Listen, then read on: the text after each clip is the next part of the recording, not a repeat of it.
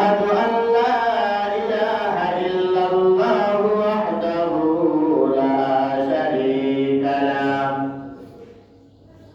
ونشهد أن سيدنا وسندنا وحبيب قلوبنا ومولانا محمدا عبده ورسوله أرسله بالحق بشيرا ونذيرا وداعيا إلى الله بإذنه وسراجا منيرا فقال تعالى إن الله وملائكته يصلون على النبي يا أيها الذين آمنوا صلوا عليه وسلموا تسليما সকলে মুহাম্মদের শহীদ করে ইব্রাহিম করি اللهم صل على محمد وعلى آل محمد كما صليت على إبراهيم وعلى آل إبراهيم إنك حميد مجيد اللهم بارك على محمد وعلى آل محمد كما باركت على إبراهيم وعلى آل إبراهيم إنك حميد مجيد بلغ العلا بكماله كشف الدجى بجماله حسنت جميع خصاله صلوا عليه وآله سلموا يا قوم بارك صلوا على صدر الأمين مصطفى ما جاء إلا رحمة للعالمين الحمد لله আল্লাহ রাব্বুল আলামিনের দরবারে শুকরিয়া যে আল্লাহ জাল্লা শাআনুহু আমাকে এবং আপনাদের সকলকেই মহব্বত করে ভালোবেসে আল্লাহ রাব্বুল আলামিনের হুকুম পালন করার জন্য আল্লাহ তাআলার ঘরের মধ্যে আসার এবং বসার কিছু কথা বলার এবং শোনার তৌফিক দান করেছেন। এই জন্য জবান ছেড়ে কালিমাতে শুকর আদায় করে সকলে বলে আলহামদুলিল্লাহ। আল্লাহ রাব্বুল আলামিন দুনিয়াতে যা কিছু বানিয়েছেন, যত মাখলুকাত বানিয়েছেন, আমাদেরকে আশরাফুল মাখলুকাত হিসাবে বানিয়েছেন। গত সপ্তাহের আলোচনার ধার থেকে শুরু করা যে আল্লাহ তাআলা অসংখ্য মাখলুকাতের মধ্যে সেরা মাখলুকাত আশরাফুল মাখলুকাত ইনসান মানুষকে বানিয়েছেন। এই মানুষের জন্য আল্লাহ রাব্বুল আলামিন যত মাখলুকাত বানিয়েছেন এই মানুষের উপকারের জন্যই বানিয়েছেন। যেমন গরু মানুষের উপকার করে কি দ্বারা? তার শরীরের গোশত দ্বারা মানুষের উপকার করে। যেমন আমরা খাবার খাই, গরু ঘাস এই সমস্ত হাবিজাবি খাই, কিন্তু দেখেন তার গোশতটা খুব সুস্বাদু। এই গরুকে আল্লাহ সুবহানাহু ওয়া তাআলা আমার আপনার খেদমতের জন্য পাঠিয়েছেন। যেমন তাকে জবাই করে খাই, তার যে ওলানের দুধ আছে সেটা আমরা পুষ্টিকর খাবার হিসেবে ভক্ষণ করি। ঠিক তেমন ছাগল থেকে শুরু করে অসংখ্য প্রাণী যেগুলো আমরা প্রত্যেকটা প্রাণী আমাদের কি করে উপকারের জন্য এসেছে। ক্ষতির জন্য কোন প্রাণীকে আল্লাহ তাআলা পাঠান নাই। প্রশ্ন আসতে পারে, তাহলে সাপ বিচ্ছু এগুলো, সাপ বিচ্ছু আমাদের আপনাদের উপকার করে, ক্ষতি কখনো করে না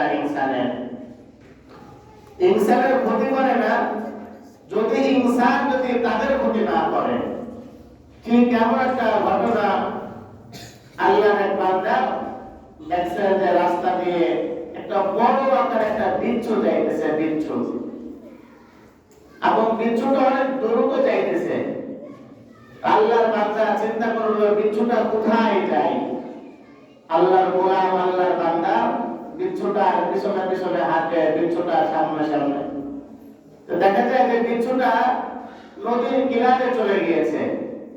নদীর কিনারে যে অপেক্ষা করেছে, একটা ঢেউ, নদীর একটা ঢেউয়ে একটা কচুরি পানা যখনই এই কর্নারের দিকে এসেছে, তখন বিচ্ছুটা লাফ দিয়ে আপনার কচুরি পানার উপরে উঠেছে।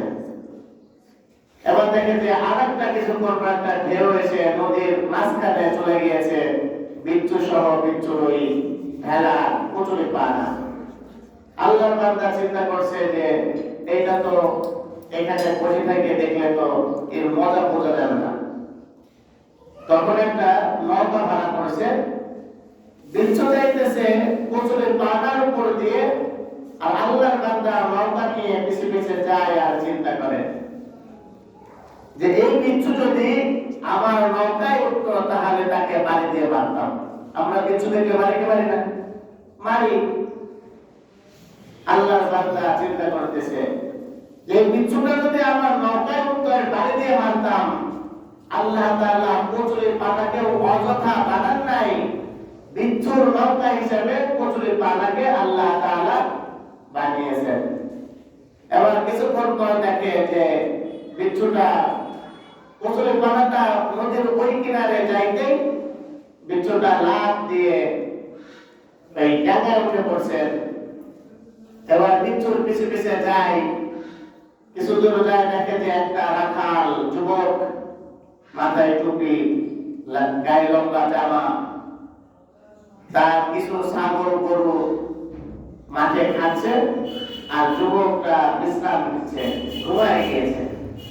এমন সময় বিচ্ছুকে মারার জন্য একটা ঢেউ তুলছে, পাথর তুলছে, আর লোকটা চিন্তা করছে যে মনে হয় বিচ্ছুটা কামড় দিবে, আর আমাকেও আল্লাহ তাআলা বিচ্ছুকে মারার জন্যই এখানে এনেছেন। কিছুক্ষণ পর দেখে যে ঢেউটা মারবে যখন, তার আগে দেখে, তাকায় দেখে যে একটা বিষধর সাপ রেডি হয়ে আছে যে ওই যুবককে কামড় দেওয়ার জন্য। কিছুক্ষণ পর দেখে যে সাপ সবল করার পূর্বেই বিচ্ছুটা লাফ দিয়ে যে সাপের ঘাড়ের উপর একটা কামড় দিয়েছে, সঙ্গে সঙ্গে সাপ প্যারালাইসিস রোগী হয়ে গিয়েছে। সুবহানাল্লাহ। হায়াতুল হাইওয়ান কিতাবের মধ্যে এই ঘটনাটা লিখছে যে বিচ্ছু সাপ, বিচ্ছুর যে বিষ, এটা সাপের গায়ে কামড় দেওয়ার সাথে সাথে সাপ প্যারালাইসিস রোগী হয়ে যায়। সুবহানাল্লাহ। উন্নত চিকিৎসক বিজ্ঞান সাপের বিষ দ্বারা কেমোথেরাপি তৈরি করছে। উন্নত চিকিৎসক বিজ্ঞান ইঁদুরের লেজ দ্বারা জটিল রোগের ওষুধ আবিষ্কার করছে। তার মানে কোন প্রাণী আল্লাহ সুবহানাহু ওয়া তাআলা অযথা বানান নাই, আমার আপনার উপকারের জন্য পাঠাইছেন। এই কথাটা আল্লাহ রাব্বুল আলামিন বলতেছেন, আফালা ইয়ানজুরুনা ইলাল ইবলি কাইফা খুলিকাত ওয়া ইলাস সামাই কাইফা রুফিআত ওয়া ইলাল জিবালি কাইফা নুসিবাত ওয়া ইলাল আরদি কাইফা সুতিহাত ফাযাক্কির ইন্নামা আনতা মুযাক্কিরুন লাস্তা আলাইহিম বিমুসাইতির ইল্লা মান তাওয়াল্লা ওয়া কাফার ফায়ুআযিবুহুল্লাহুল আযাবাল আকবার ইন্না ইলাইনা ইয়াবাহুম তুম্মা ইন্না আলাইনা হিসাবাহুম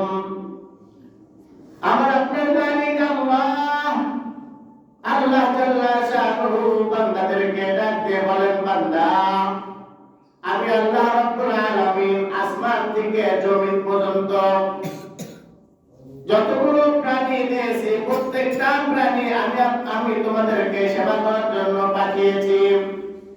তুমি তোমার ঘরের মধ্যে দেখো, তুমি যে বিড়াল পোষো, বিড়ালটা তোমার খাদেম। বিড়াল তোমাদের ঘরে যে ইঁদুর আছে, ইঁদুরগুলোকে ধ্বংস করে দেয়। তোমার বাড়ির ভিতরে দেখো একটা কুকুর, তুমি পোষ মানাও কুকুর। কুকুর তোমার খাদেম, কারণ কুকুরকে আমি আল্লাহ রাব্বুল আলামিন তোমার খেদমতের জন্য পাঠিয়েছি। তুমি এক লুকমা খাবার দাও কুকুরকে, ওই এক লুকমা খাবারের জন্য কুকুর 7টা রাত তোমার বাড়ি পাহারা দেয়। অপরিচিত কেউ যদি তোমার বাড়ির সামনে ঘোরাঘুরি করে, তাহলে কুকুর তার ভাষায় সাবধান করে, খবরদার এই ভাষায় ঢুকতে পারবে না। এইটা আমার গরিবের বাড়ি, মালিকের বাড়ি। ঠিক তেমন আল্লাহ রাব্বুল আলামিন আবার বলতেছেন, তুমি তোমার ঘরের মধ্যে পশু পাখি পালন করো, যেমন গরু। এই গরুকে আমি আল্লাহ রাব্বুল আলামিন আদেশ করে দিয়েছি যে তোমাকে পালবে এবং তোমাকে আবার জবাই করে খাবে, তুমি কিছুই বলতে পারবে না। আল্লাহ রাব্বুল আলামিন আবার গভীরভাবে বুঝাইতে চাচ্ছেন, বান্দারে একটু আবার চিন্তা করে দেখো, যেই গাভীকে তুমি পোষ মানাইতেছো, পালতেছো, ওই গাভীর যখন বাচ্চাটা হয়, গোলামের দুধ হয়। বাচ্চাটাকে যখন তোমরা বেঁধে ওই গোলাম থেকে দুধ গুলো বাহির করো, গরুটা কিছুই বলে না। নাচ দাঁড়ায় দাঁড়ায় একটা জিনিস বোঝাই, আমার মালিক, আমার মালিক, তুমি আমারে পোষ মানাইছো, আমারে যত্ন করো, খাবার দাও। আমার এই গোলামের দুধগুলো সম্পূর্ণ খাবারের অনুমতি ছিল আমার বাছুরের, আমার সন্তানের খাবার অনুমতি। কিন্তু বান্দা, তুমি যদি আমার গোলামের দুধগুলো খাও, কোনো সমস্যা নাই, কিন্তু দুধগুলো খেয়ে তুমি আমার সন্তানের হকগুলো, আহারগুলো করার পর তোমার কাজ হবে, আমি যে মালিকের কথাগুলো পালন করি শুনি, আমাকে আমার গলায় যদি ছুরি লাগাও, আমি ও শব্দটা বলি না। আমার গোলাম থেকে দুধ দহন করে আমার কলিজার টুকরা সন্তান বাছুরের দুধ খাবারটাকে যখন তুমি খেয়ে দাও, আমি কোনো আরজি করি না, কিন্তু আমার একটাই দাবি থাকবে, এই বান্দা, তুমি যদি আমার গোলাম থেকে দুধ বের করে খাও, আমার সন্তানের হক নষ্ট করো, খাও ঠিক আছে, কিন্তু সাবধান, আমার আল্লাহ রাব্বুল আলামিনের কুদরতের পায়ে তোমার সিজদা করতে হবে। গরুটা নাচ নাড়ায় নাড়ায় বোঝাই, এই আল্লাহর বান্দা, তুমি আমার উলান থেকে দুধ বাইর করতেছো, আমার সন্তানের খাবার তুমি খাও, সমস্যা নাই। আমাকে তো আল্লাহ তাআলা বলে দিয়েছে, আমি গরু কোনো প্রতিবাদ করতে পারবো না, কারণ আমি তোমার খাদেম। কিন্তু তুমি আমার কলিজার টুকরা, আমার যে বাছুর, তার খাবারটা তুমি খেয়ে নাও। তুমি যদি খাও আর এইটা খেয়ে যে শক্তিটা তোমার অর্জন হয়, এই শক্তি দিয়ে তুমি কি করবা? সর্বপ্রথম দ্বীন ইসলাম, ইন্না দীনা ইনদাল্লাহিল ইসলাম, ইসলামের মধ্যে যা বলেছেন সর্বপ্রথম নামাজ, এই নামাজটা বান্দা তুমি আগে পড়বা। দুধ খেলে শক্তি হয় না? মেধা মানে শক্তি হয়। এই দুধ যদি আমরা, বাছুরের খাবারটা যদি আমরা খেয়ে নিই আর আল্লাহ তাআলার হুকুম যদি পালন না করি, তাহলে এর হিসাব দেওয়া লাগবে। কেন দিতে হবে? আসলে দুধটা তো ওই বাছুরের খাবার ছিল, ঠিক কিনা বলেন? আমি আপনি যখন জন্মগ্রহণ করেছি, আমার আপনার মায়ের স্তনে যে খাবারটা ছিল আমার আপনার জন্য, এইটা মা যদি আমাকে 2 বছর, 2.5 বছর, 3 বছর পর্যন্ত খাওয়ানোর অনুমতি, যেই মা আমাকে দুধ খাওয়াবে না, তাহলে সেই মার কিয়ামতের ময়দানে হিসাব দেওয়া লাগবে কি লাগবে না? লাগবে। কারণ কি, ওই স্তনের দুধটা তো ওই সন্তানের জন্যই দিয়েছে। কেন সন্তানকে তুমি দুধ পান করাচ্ছ না? এটা তো আল্লাহর আদেশ যে তুমি তোমার সন্তানকে 2.5 বছর অথবা 3 বছর 32 মাস তোমার সন্তানকে তুমি দুধ খাওয়াও। আর তুমি যখন দুধ খাওয়াবে না, তখন তো তোমার জবাবদিহির আওতায় আসতেই হবে। ঠিক তেমন ওই বাছুরটা আসার পরে, পেটে আসার পরে তার গোলামে কি খাবার দুধ এসেছে, ওই দুধটা ওই বাছুরের হক ছিল, যখন আমি আপনি বাছুরের হকটা নষ্ট করতেছি করলাম, তখন যদি আমি ওই খাবারটা খেয়ে বাছুরের খাবারটা আমি খেয়ে যদি আল্লাহ তাআলার ইবাদত করি, ইন্না দীনা ইনদাল্লাহিল ইসলাম, ইসলামের প্রত্যেকটা কাজে শক্তি দিয়ে ইসলামকে রক্ষা করা, জীবন দেওয়া ইসলামের জন্য, তাহলে আমার আপনার জন্য কাল কিয়ামতের ময়দানে সে আর মামলা করতে পারবে না, না হলে আমার আপনার জন্য মামলা হয়ে যাবে। এই জন্য আমাদের প্রত্যেকটা জিনিস ফলো করতে হবে, কোনটা কার হক আর আমার আপনার কোনটা হক, এই হক গুলো যাচাই বাছাই করা দরকার। মুআজ্জিজ মুহতারাম, বোঝানোর চেষ্টা করেছি যে এতটুকু যে আল্লাহ সুবহানাহু ওয়া তাআলা কোন প্রাণীকে আমার আপনার ক্ষতির জন্য পাঠায় নাই, প্রতিটা প্রাণীকে আমার আপনার খেদমতের জন্য পাঠিয়েছে। সুবহানাল্লাহ। কিসের জন্য পাঠিয়েছে?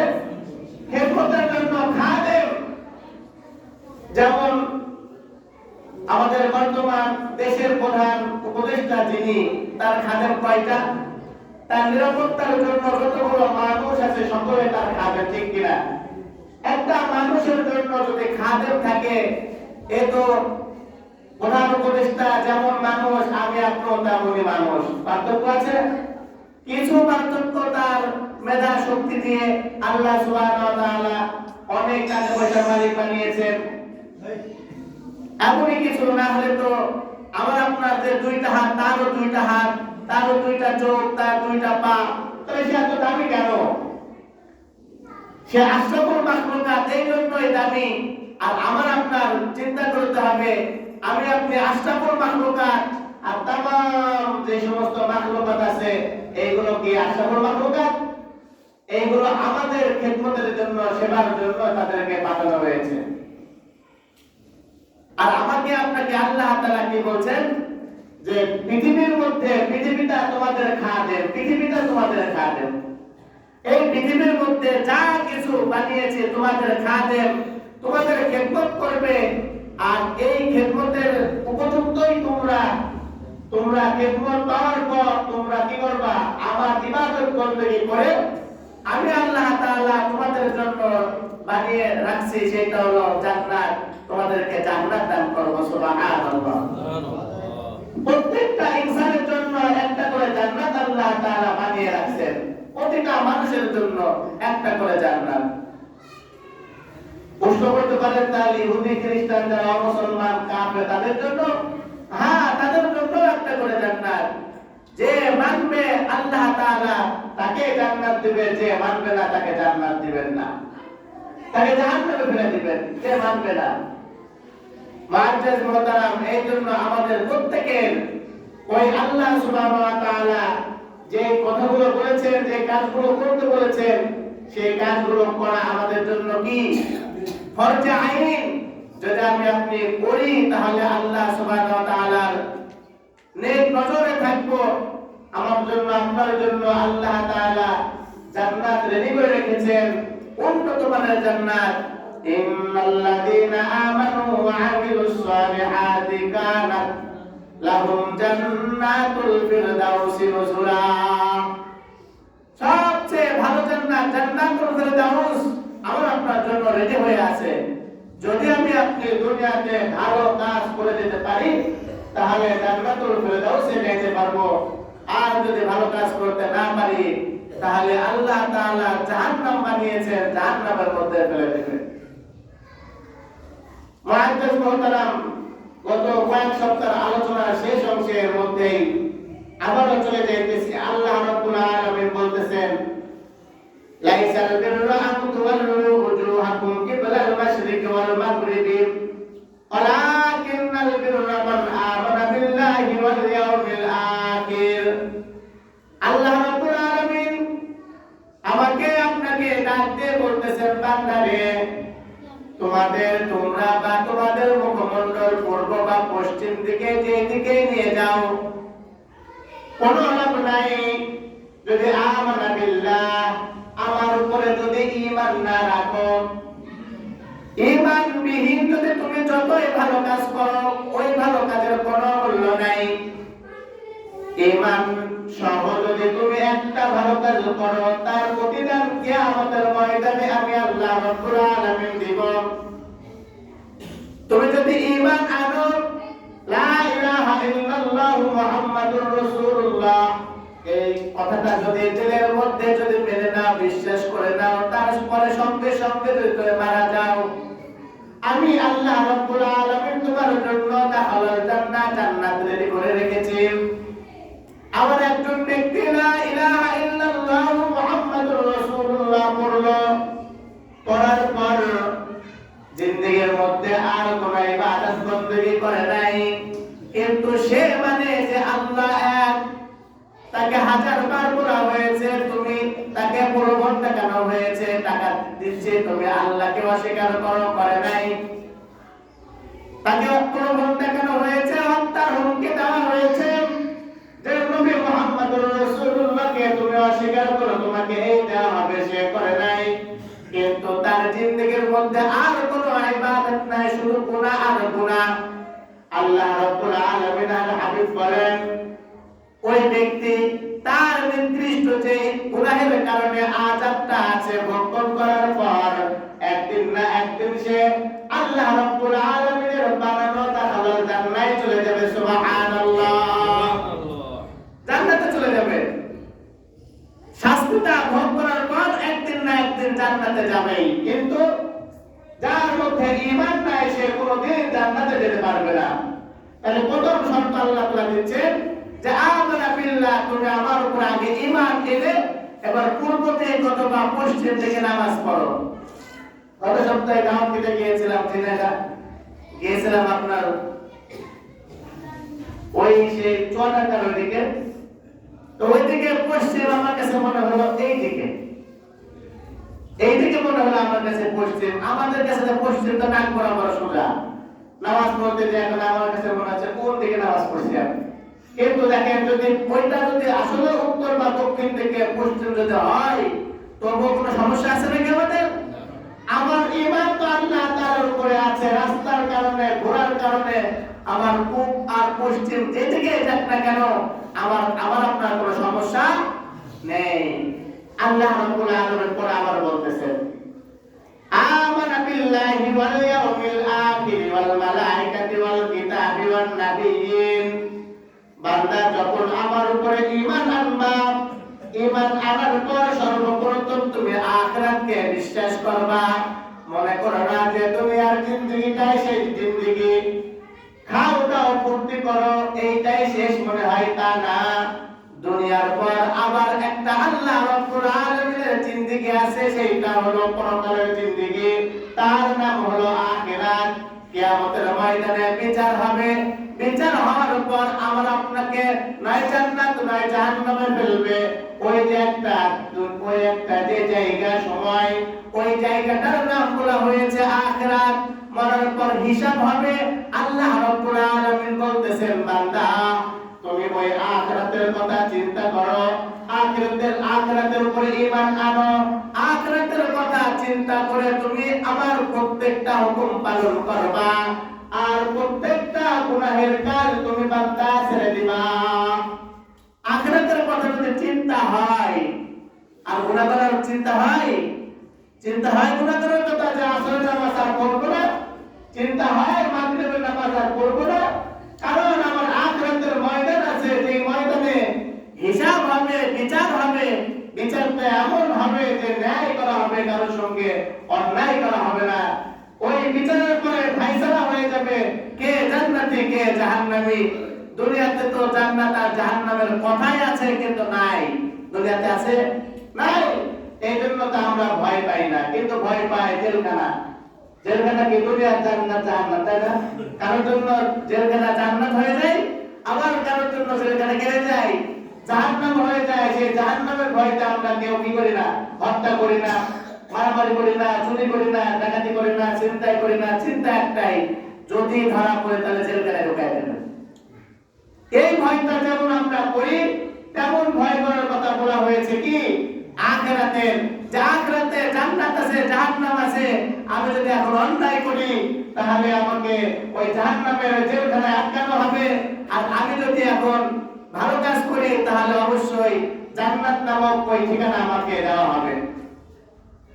আল্লাহ রাব্বুল আলামিন আমার বলতেছেন ওয়াল ইয়াউমিল আখির ওয়াল মালাইকাতি ওয়াল কিতাব, আমি আল্লাহ রাব্বুল আলামিন এমন একদল ফেরেশতা বানিয়েছি, মালায়েকা ফেরেশতা, তারা খায় না ঘুমায় না, তাদের কোনো হাজত নাই, কিচ্ছু নাই, আমি আল্লাহ রাব্বুল আলামিন বানায় রাখছি তোমাদের গার্ড হিসাবে।